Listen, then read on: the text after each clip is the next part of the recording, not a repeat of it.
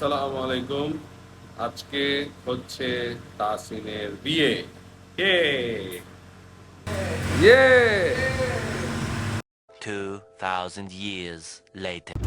Tasin phone দিয়েছে, তার নাকি জ্বর চলে এসেছে। আসো আসো আসো, তাসিনের সম্পর্কে কিছু বলো। সে খুব নার্ভাস। তাসিনের সম্পর্কে ছেলেটা ভালো, কিন্তু আজকে বিয়ের চাপ নিতে পারতেছে না। একদমই চাপে 103 ডিগ্রি জ্বর।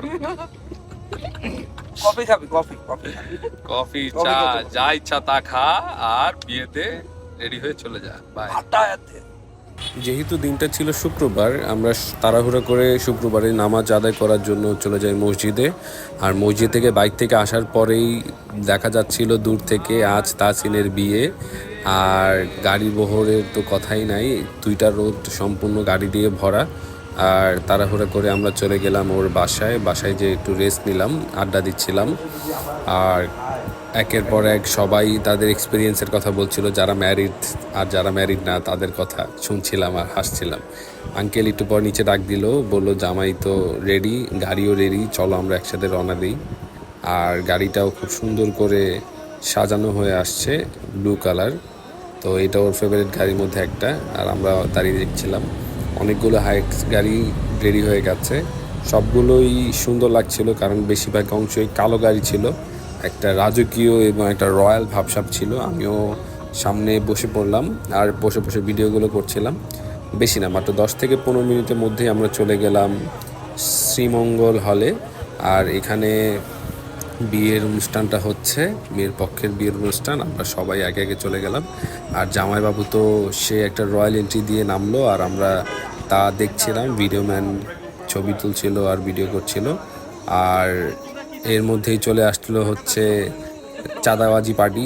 তারা হচ্ছে 50,000 টাকার নিচে কোনোভাবেই আমাদেরকে এন্ট্রি করতে দিবে না, জামাইকে ঢুকতে দিবে না। এগুলো নিয়ে অনেক বার্গেনিং চলছে। আর সম্পূর্ণ ভিডিওটা এখন আস্তে আস্তে আপনারা দেখুন।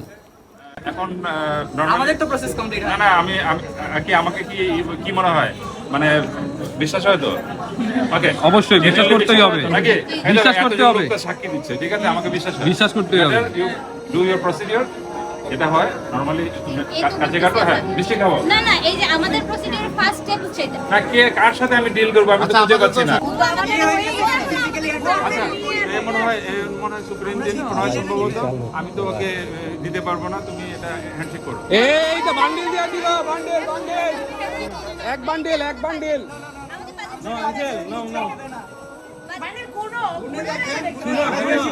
এক বান্ডিল টাকা। আরে ধরো ধরো, আরে টাকা ধরো আগে রে বাবা, আগে টাকা ধরো, এরপরে এটাও পাবা না। এই তো হয়ে গেছে, কাটো কাটো কাটো কাটো কাটো। আরেক ভাবি কোথায়? তুমি আসো সামনে। আসেন আসেন ভাবি। আমাদের আসলে এইভাবে একটা মেইনটেনেন্স এর ব্যাপার আছে।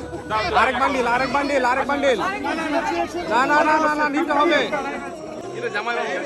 বান্ডিল তো 2 বান্ডিল দিলাম, 2 বান্ডিল দিলাম। এখন যদি না দেয় বেশি, আরো বেশি চাই। না না, এত নাই। হয়েছে হয়েছে হয়েছে হয়েছে হয়েছে হয়েছে, হয়ে গেছে হয়ে গেছে। তুমি সামনে আসো। এগুলো দিয়ে হবে না, আমরা ফিক্সড প্রাইসে বিশ্বাস। ধরো ধরো আপু, ধরো আপু, আর ইয়া করো না, ধরো। হয়েছে হয়েছে, আর না আর না। করতে করতে 50,000 টাকার চাঁদাবাজি আমরা 15,000 টাকার মধ্যে ডিল ডান করি। আর এরপরে তারা তাও মানবে না, রাজি হবে না। অনেক কষ্টের পরে আলহামদুলিল্লাহ তারা রাজি হয়েছে। আর রাব্বি তো বারবার বলছিল এগুলা গুনতে গুনতে সারা রাত পার হয়ে যাবে, আমিও বলছিলাম। আর একটা এগ্রিমেন্ট নিয়ে আসে। আর এই জিনিসটার কথা যদি বলতে যাই, সেটা হচ্ছে তারা আমাদের জামাইবাবুকে দিয়ে বেলুন পিড়ি দিয়ে রুটি বানানোর জন্য একটা আইটেম তৈরি করেছে।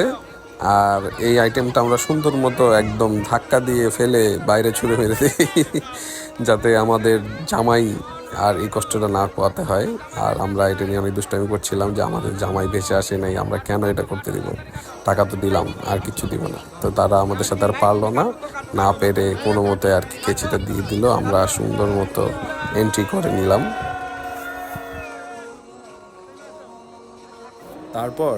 তারপর রাজকুমার তার রাজকুমারীকে পেয়ে গেল।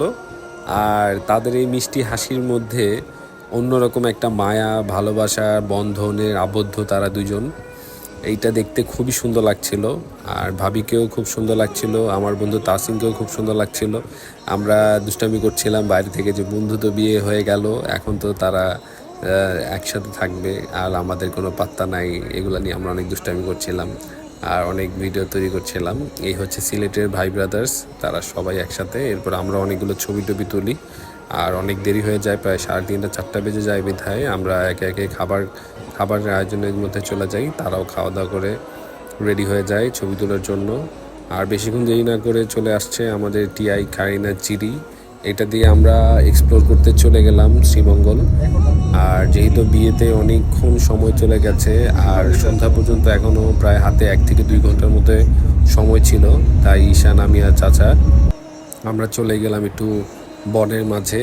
সুন্দর সবুজ ঘাস এবং চা বাগানের মাঝখানে গাড়িটা দিয়ে ঘুরতে যা এমন ভালো একটা লাগছিল। মিষ্টি আনারস, এমন একটা ভিউ দেখতে দেখতে খাওয়া, মাশাআল্লাহ।